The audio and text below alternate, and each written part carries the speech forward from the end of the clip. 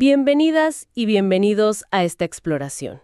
Hoy nos metemos con una palabra que está por todos lados, pero que es bien escurridiza en salud mental: crisis.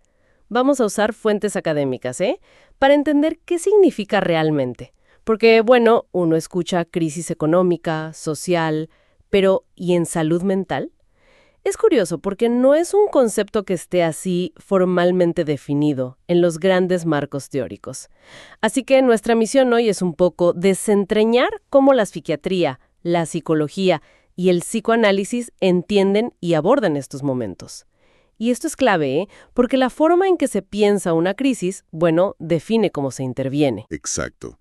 Una primera aproximación, digamos, general, nos dice que crisis es como un cambio fuerte, inesperado, con consecuencias importantes. O, bueno, un cambio en cómo percibimos algo.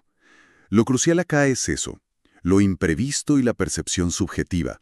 No es tanto el evento en sí, ¿no? O sea, puede ser una pandemia, perder a alguien, sino cómo lo vive cada persona. Eso es lo que lo vuelve una crisis. Las fuentes insisten mucho en esto. No todos reaccionamos igual ante lo mismo. Entendido. O sea, no es el qué, sino el cómo resuena en cada uno. Bien, entonces, si la reacción es lo central, ¿cómo lo ven las distintas disciplinas? Empecemos, si te parece, por la psiquiatría. Tenemos a Henry A. como referencia en los textos. Él no usa tanto crisis, sino estados agudos. ¿Qué sería eso? Él los describe como episodios con síntomas que irrumpen, de golpe, y contrastan con cómo está la persona habitualmente. Y lo relaciona con un umbral de tolerancia que sería constitucional. Constitucional. ¿Te refieres a algo más innato, de base? Exacto, una predisposición, a veces con una base que se piensa orgánica o hereditaria. La pregunta de fondo ahí es un poco sobre la resistencia biológica o constitucional de esa persona. Y por eso, claro, la intervención desde la psiquiatría puede incluir medicación para manejar esos estados agudos. Algo que, bueno, psicólogos y psicoanalistas no hacen. Qué interesante la diferencia ya desde la intervención. Ok, pasemos a la psicología. Específicamente, la cognitivo-conductual, con Aaron Beck.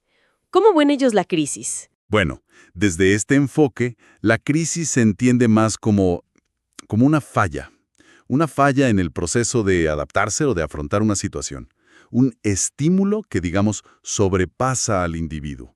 La causa se busca más en cómo se procesa la información, si hay errores, patrones de pensamiento que no ayudan, como la famosa triada cognitiva de Beck en la depresión, esa visión negativa de uno mismo, del mundo, del futuro. O sea, el foco está puesto en el individuo y su capacidad de procesar y responder. Exacto. Y aquí entran conceptos como estrés, ansiedad. Y también, bueno, de ahí surgen intervenciones como los primeros auxilios psicológicos. Ah, sí, he oído de eso.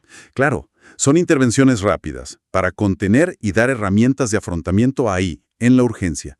Se basan en esa idea de apoyar o corregir ese procesamiento inmediato. Usan crisis como término propio, ¿verdad? Correcto. No es un concepto central freudiano.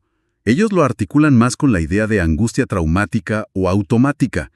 Es un tipo de angustia que desborda, que está ligada a lo imprevisto, a eso que deja al sujeto. Ahí cambiaste la palabra, de individuo a sujeto. Exacto, y es un cambio clave.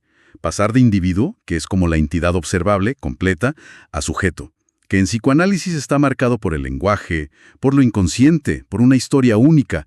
Bueno, eso implica otra cosa. Implica que la reacción no es solo al evento externo, sino a cómo ese evento pega en la realidad psíquica de esa persona singular. Entiendo.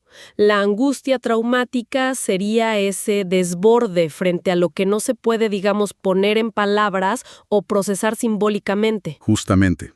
A diferencia de la angustia señal que Freud pensaba como un aviso, algo que el yo podía intentar manejar, la traumática es, bueno, es avasallante. Te deja en una situación de desvalimiento, de desamparo. El foco está en esa singularidad, en la realidad psíquica. Entonces, recapitulando un poco, tenemos los estados agudos de A, ligados a un umbral constitucional, las fallas de afrontamiento de Beck por cómo se procesa la información, Centradas en el individuo. y la angustia traumática del psicoanálisis, ligada al desamparo del sujeto y su realidad psíquica. Son miradas bien diferentes. Muy diferentes. Y esta diferencia en cómo se piensa a la persona individuo versus sujeto y dónde se ubica la causa de la crisis, bueno, tiene un impacto directo en cómo se va a intervenir. Por eso es tan importante entender la jerga, digamos, de cada perspectiva. Sobre todo para la colaboración entre profesionales, ¿no? Un psicólogo trabajando con un psiquiatra, por ejemplo. Necesitan entender desde dónde habla el otro. Claro, no para decir cuál es la correcta, sino para entender las distintas lógicas. Queda claro que no hay una sola forma de entender la crisis en salud mental. Conviven estas miradas distintas, cada una con su lógica interna y su propuesta. Exactamente. Y quizá para ir cerrando, podríamos dejar una reflexión. Ahora que delineamos estas distintas lentes para mirar una crisis, la más orgánica o constitucional, la cognitivo-conductual, la subjetiva o psicoanalítica, ¿cómo podría este conocimiento influir en nuestra manera de percibir o incluso de acompañar momentos difíciles, ya sean propios o de gente cercana, incluso más allá de un consultorio? Es una buena pregunta para seguir pensando, sin duda.